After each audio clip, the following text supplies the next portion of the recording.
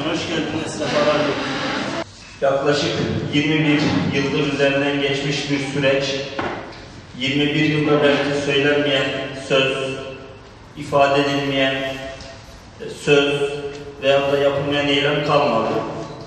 Bu sene bizler dedik, herkesin konuştuğu, hukukçuların konuştuğu, siyasetçilerin konuştuğu, medyanın konuştuğu, ancak ailelerin çok fazla konuşmadığı, geri planda kaldığı bir süreci aslında daha çok mağdur olan, evet cezaevinde olan kardeşlerimiz, abilerimiz bu işin esas mağdurlar ama onların yanı sıra da dışarıda olan, en az onlar kadar mağduriyet yaşayan aileler, çocuklar, anneler, eşler, babalar.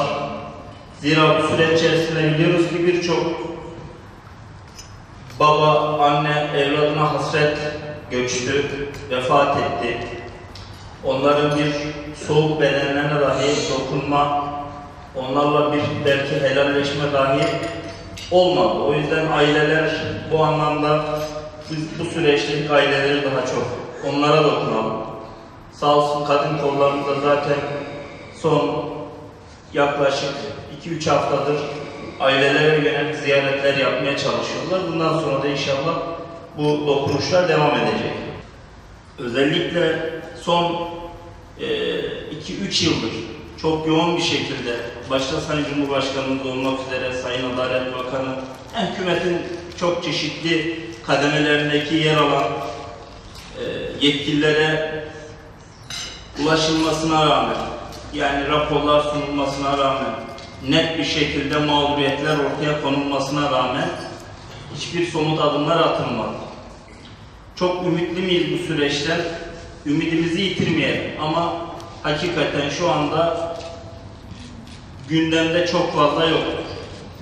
Biz bu taleplerimizi parti olarak da en yüksek mertebeden kendilerine ilettik. Bizzat Cumhurbaşkanı'na, Sayın Genel Başkanımızın bu meselelerle ilgili görüşmelerinde defalarca bu gündeme geldi. Defalarca Sayın Adalet Bakanı'na bu noktada ulaşıldı, konuşuldu, görüşüldü ancak çok fazla bir somut adım şimdiye kadar görmedik. Biz bize düşeni yapacağız. Siz çok kıymetli, değer verdiğimiz aileler, bu izzeti de muhafaza ederek bu mücadeleyi sürdüreceğiz. Bugün buraya toplanmamız acı ve hüznümüzü paylaşma temelli olsa da inşallah bundan sonraki süreçte yaşanan mazlumiyetlerin, yaşanan mağduriyetlerin giderilmesi ve nihai bulması amaçlıdır. Bizler Hüdapar olarak bugün bu mağduriyeti en çok yaşayan, bu keder ile büyümüş olan çocukların o acı anı eşleriyle birlikte veya çocuklarıyla birlikte bugüne kadar yaşayan anne ve eşlerin sesiyle seslenmek istiyoruz. Öncelikle Sayın Cumhurbaşkanı Recep Tayyip Erdoğan olmak üzere Adalet Bakanı, yine ailelerin mağduriyeti üzerinde durulması ve buna bir ses getirilmesi amacıyla Aile ve Sosyal Politikalar Bakanı'na sesimizi duyurmak istiyoruz. Bu sesleniş yine suçlu birinin pişmanlık halindeki af istemesi değil, aksine adil bir yargılanma ile suçlu olup olmadıklarının tekrardan yargılanmasıdır. O arada birkaç kişi gözaltında işkencede öldü. Birinin ismini hiç unutmuyorum, Abdüselam. Ölünce o zaman içime bir korku girdi. Acaba oğlana bir şey mi oldu diye. Ondan sonra haberini aldım, Diyarbakır cezaevinde işkenceden çıkmış ve gidip onu ziyaretine gittim. İnan ki tanımadım, hiç tanımadım. Böyle baktım, sadece böyle beyaz bir ceset gibi. Mesut bu ne hal? Dedemde ne olmuş? Hani iz var, bir şey var bir yerinde. Geçmiş izleri demek ki. Ondan sonra mahkeme. Diyarbakır, Bingöl, Elazığ, Bayburt, Sivas, her yere sürgün ettiler, her yere gezdim peşinden. Yine de dedim Allah büyüktür. 10 sene mahkeme, 10 sene devam etti. 10 sene ceza veremediler çünkü üzerinde belli bir suç yok, silah yok. Hiç üzerinde bir şey olmadığı halde 10 sene yargılandı. Kardeşim Ahmet Şat 94 yılında İzmir'de o ve arkadaşları bir polis operasyonunda yakalandılar. Yakalandıkları zaman da kardeşim 18 yaşında, kaynım 17 yaşında, daha hayatlarının baharında kendi hayata dair ümitlerini inşa etmek için gittikleri yerde İslami Hareket Örgütü adına tertip edilen bir operasyonda yakalandılar. O dönemlerde devlete kümelenmiş olan bir taraftan sol Kemalist zihniyet, öbür taraftan da FETÖ mensupları kendilerine alan oluşturmak için Türkiye'nin her yerinde yaşamış olan, Türkiye'nin değişik yerlerinde yaşamış olan İslami cemaatlere, gruplara bir takım kumpaslar kuruyorlardı. İşte kardeşim, kaynım ve onun arkadaşları da bu kumpasın kurbanı oldular ne yazık ki. Çok ağır işkenceler yaşadılar 3 haftaya yakın. Hatta birkaç kez bayılıp hastaneye kaldırılıyor bunlar. Fakat polis doktorlara zorla sağlam raporu imzalatarak onları tekrar işkenceye alıyorlardı. İşin ilginç tarafı belki de duyduğumuzda tüylerimiz diken diken oldu. Polis memurları bunları işkence yaparken sizin yüzünüzden namazı kaçırdık diye bir daha işkence yapıyorlardı. Yani namaz kılana işkence yapıyordu ama neyin adına? Müslüman kimliği kimin üzerinde varsa zalim kafirler onları o şekilde gözlerine kestirip götürüp işkenceler altında, hepsinin yaşları belki cezayı alacak yaşta değildiler. Oysa ağır işkencelerden geçtiler, yapmadıkları tüm suçları kendilerine yapmış olarak gösterdiler ve müebbet verdiler. Oysa ailelerine ağırlaşmış müebbet verdiler. Yani bizler de onların arkasında sürekli cezaevi yollarında gezdik, çocukları büyüttük, onları yetiştirdik. Artık neredeyse hepsi dede oldular. Ama elhamdülillah alnımız aktır. Biz biliyoruz ki hak dava uğrundadır.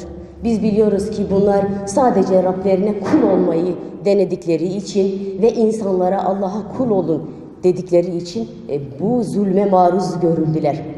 Bugün elhamdülillah alnımız açıktır. Bugün elhamdülillah Müslümandırlar diye bağıra bağıra söyleyebiliyoruz yani. Yani birisi sorduğu zaman eşin nerede? Cezaevinde. Niçin? İslami davadan diye gururla biz bunu ifade ediyoruz.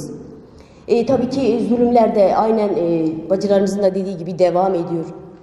Eşimin geçen son Diyarbakır Araştırma Hastanesi'nde işte hastalığını gayet açık bir şekilde doktorlar nedense biraz insafa gelmiş gibi görüldüler. Evet bu adam hastadır, bu adam gerçekten ağır bir hastalık içerisindedir. Bunu açık bir şekilde yazdığı halde İstanbul Adli Tıp Kurumu'na getirdiği zaman oradaki zalimler grubu oturmuşlar işte. Eşimi de onların karşısına çıkarıyorlar. İslami duruşundan, İslami kıyafetlerinden, hal ve hareketlerinden anlayarak ki bu İslami bir davadan gelmiş kanaatine vararak ona rağmen önlerindeki o dosyalara rağmen tekrar cezaevine gönderiyorlar. Tekrar yazıyorlar işte bu adam cezaevinde tekrar hayatını idame ettirebilir. Herhangi bir kocama hali yoktur. Cezaevinde kalır diye o raporu tekrardan imzalayıp zindana gönderiyorlar. Öncelikle Müslümanların dertleriyle dertlenip onların sıkıntılarına, problemlerine gösterdikleri hassasiyetten dolayı ilgili herkese çok teşekkür ediyorum. Yaklaşık bizim sürecimiz en son olarak tabii 3 aya yakın bir süredir gerekli her şey, söylenecek her şey gerek Hizb-ut Tahrir yetkililer tarafından, gerek sivil toplum kuruluşları tarafından ve gerekse başta hukukçular ve yazarlar olmak üzere duyarlı tüm halkımız tarafından söylenmiş ve hala söylenmeye devam etmektedir. Aynı şeyleri tekrar tekrar söyleme niyetinde değilim. Ben de meramı birkaç cümleyle ifade etmek istiyorum müsaadenizle. Benim eşim de Yargıtay'ın haksız hukuksuz bir şekilde cezalandırmak suretiyle toplamda 660 yıllık bir cezayı onadığı 105 Hizb-ut Tahrir'den bir tanesidir. Şunu söylemek istiyorum ki bu bir kesinlikle adalet değildir.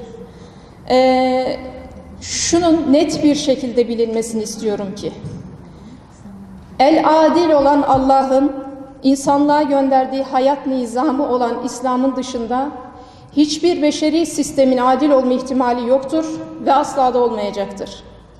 Kapitalizm gibi tüm beşeri sistemlerin ve onların uygulama şekli olan demokrasi gibi safsataların insanlığa huzur ve adalet getirmeyeceği gibi insanlığı her daim felakete sürüklemiş ve sürükleyeceği gün gibi aşikardır. Demokrasinin sözde fikir hürriyetinin nasıl bir yalan olduğunun, koca bir yalan olduğunun ispatı şu yaşadıklarımızda bir kez daha ortaya çıkmıştır. Ki her türlü şiddeti reddeden, asla ve kat'a teröre bulaşmamış, hatta terörün tanımına zerre kadar dahi uymayan bu insanları yüzlerce yıllık cezalara mahkum edip onları eşlerinden, ailelerinden, çocuklarından ve toplumdan koparmak ancak İslam dışı sistemlere yaraşır bir adalet anlayışının ürünüdür. Hadi biz eşleri olduğumuz için çekiyoruz, belki bu zulme ortak oluyoruz ama hem Allah nazarında hem kul nazarında günahsız olan sabi sübyanların bu gibi mağduriyeti yaşamaları ne kadar revadır? Nasıl oluyor da bu Müslümanlara böyle bir zulmü reva görüyorlar? Tek suçları İslami daveti taşımak olan bu insanların daveti taşırken de, mahkemelerdeyken de nasıl ki başları dik, alınları açık ise bundan sonra da öyle olacaktır. Benim burada nasıl bir katkım olabilir bilemiyorum. Şu anda yakınları içeride, özellikle teyzemizi dinlediğimde gerçekten çok üzüldüm. Eşi hasta olarak içeride tutulan insanlar, kardeşlerimiz ya da Kur'an kursunda sadece eğitim aldığı için oradan gözaltına alınıp yıllarca tutuklu olarak haksız yere yargılanmış, daha sonra da uzun yıllar mahkumiyet kararıyla hapsedilmiş insanlar varken ben burada şahsımdan bahsetmek istemiyorum. Çünkü siz zaten yaşanan sorunları biliyorsunuz. Lakin örneklik teşkil etmesi adına birkaç şeyden söz edebilirim. 28 Şubat süreci kesinlikle adaletin rafa kaldırıldığı ve küresel güçlerin Türkiye'de kurguladıkları bir oyunun sahnelenmesi için FETÖ ve Kemalist kesimin Türkiye'deki Müslümanlar üzerine acımasızca, adaletsizce her türlü baskıyı ve zulmü reva gördüğü bir dönemdi. Gözaltına alındığımız zaman bize yapılan muamele sanki bir katile, sanki bir caniye yapılır gibiydi. Özellikle biraz önce bahsi geçen gözaltındaki bir hadiseden bahsedebilirim. 17 kişi gözaltındaydık ve bulunduğumuz odaya dalan polisler, bayan polisler ellerindeki coplarla önlerine kim geçerse vuruyorlardı ve sadece orada aslında basit bir oturma eylemi vardı. Başörtüsü zulmünü protesto eden öğrenciler vardı. Özellikle gözaltına alınan erkek öğrencilere çok daha şiddetli bir baskı söz konusuydu. Oradaki dayaklara, oradaki işkencelere birebir gözleriyle şahit olmuş kişi olarak aranızda bulunuyorum. Dolayısıyla ne o dönemde hakkımızı savunabildik, ne daha sonrasında. Ama söz konusu Müslümanlara kumpas kurmak, aslında FETÖ ile birlikte de işbirliği yapan Kemalist kesimin darbeci paşalarına gel olduğunda bir şekilde hemen hakları iade edildi. FETÖ onlara balyoz ve balyoz kumpası kurmuştu ve artık onların hakkını iade ediyoruz diyerek serbest bırakıldılar ve üzerine bir kısmı tazminat dahi alabildiler. Fakat Müslümanlar söz konusu olduğunda o dönemden bu döneme ciddi bir mağduriyet var. Çok hiç alakasız sebeplerle gözaltına alınmış, işkencelerden geçmiş ve hala bu iktidar döneminde Sayın Cumhurbaşkanımızın da ki bu mağduriyetleri yaşadığı bir insan olarak anlayabileceği bu iktidar döneminde bu mağduriyetlerden bahsediyor olmak gerçekten çok üzücü. Çünkü biz burada Suriye'de ya da İsrail'in zindanlarında işkence görmüş ve hala da mahkum olan Müslümanlar için toplanmış olmayı isterdik. Fakat %99'unun Müslüman olduğu bir toplumda sadece İslami fikirlerinden ve faaliyetlerinden dolayı hapsedilmiş kardeşlerimiz için burada toplandık.